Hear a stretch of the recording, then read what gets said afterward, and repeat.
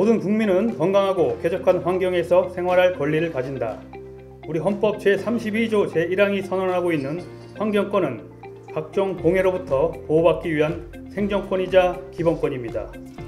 단순히 깨끗하고 쾌적한 환경을 누릴 생활의 권리이기 이전에 오염으로부터 자신의 생명과 건강을 지키기 위해 국민이 가지는 생존의 권리라는 뜻입니다. 따라서 모든 국민은 국가와 지방정부에 대해 안전하고 건강한 삶의 보장을 적극적으로 요구할 수 있으며, 이에 대응하여 지방정부는 주민 건강을 위협하는 환경위해 요소를 파악하고 없애기 위해 노력할 법적 의무를 지게 됩니다. 주민의 환경권과 가장 첨예하게 부딪히는 부분이 바로 기업 활동의 자유입니다. 법령이 정하는 기준선을 지키는 한 기업 활동의 자유는 마땅히 보장돼야 합니다. 하지만 허용되는 기준치 이내라 할지라도 환경유해인자 관련 사업장에서 배출되는 분진과 악취, 소음과 유해 환경물질 등은 여전히 인근 주민들에게는 감내하기 힘든 고통일 수밖에 없습니다.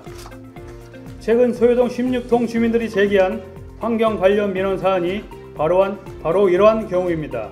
대기 배출 사업장 두 곳에서 나오는 악취와 소음 정도는 기준치 이내인 것으로 조사되었습니다. 대기 오염도 검사 결과는 아직 나오지는 않았지만 현재까지의 조사 결과로는 오염원 배출 기준 위반을 이유로 시에서 행정처분을 할 수 없는 상황입니다. 법령이 정하는 기준치를 넘지는 않으나 지역 주민이 고통을 호소하는 경우가 행정기관으로서는 가장 해결하기 어려운 문제일 것입니다. 이에 우리나라는 오염원에서 배출되는 환경유해인자 수치를 측정하는 그것에만 그치지 않고 그로 인해 영향을 받는 지역 주민들의 건강 상태를 조사하는 주민건강영양조사라는 제도가 마련되어 있습니다. 환경보건법 제17조에 따르면 국민은 환경유해인자로 인한 건강상 피해가 발생하거나 우려되는 경우 시 도지사에게 환경유해인자 건강에 미치는 영향에 대한 조사를 실시할 수 있는 청원을 할 수 있습니다. 또한 같은 법 제17조 위에서는 이와 같은 주민건강영양조사의 결과에 따라 환경부 장관이 적절한 조치를 해야 한다고 규정하고 있습니다. 청원에 의한 건강영양조사로 불리는 이 주민건강영양조사는 환경오염 물질로 인한 피해를 주장하는 지역 주민들의 청원에 의해 개시됩니다. 청원인의 소정의 기준과 절차에 따라 경기도의 주민건강영양조사 실시를 요구할 수 있고, 청원이 요건을 갖추었을 경우 경기도에서 건강영양조사반을 구성하게 됩니다. 조사반의 사전 조사와 실행 가능성 검토에 따라 경기도 환경보건의회가 조사 실시 여부를 심의 결정하고, 청원이 받아들여지면 용역 준비와 예산 확보를 거쳐 본 조사를 실시하게 됩니다. 조사 결과는 환경 개선과 주민 건강 모니터링, 피해 규제 등 사후 관리의 기초로 활용됩니다.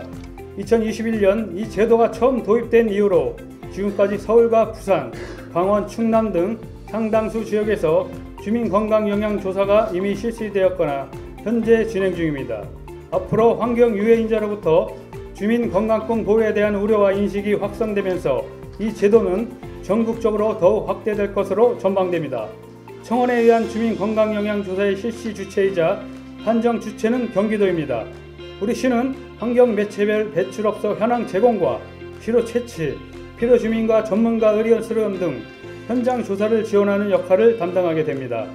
지역 주민과 가장 가까운 거리에서 행정을 펼치는 기초지방정부는 지역 주민, 특히 환경유해인자를 배출하는 사업장 인근 주민들에게 이와 같은 제도를 널리 홍보하고 주민이 원하는 경우 청원 신청을 지원할 의미를 가지고 있습니다.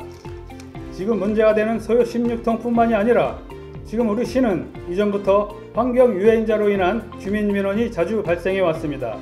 법적 기준치 이하의 오염원 배출 시 기업 활동의 자유를 위축시키지 않으면서도 주민건강권을 보호하는 대안으로 청원에 의한 주민건강영양조사를 보다 적극적으로 활용하는 방안을 시에서는 검토해 주시기 바랍니다.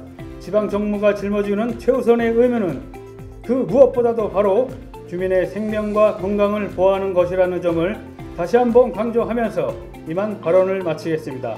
경청해 주셔서 감사합니다.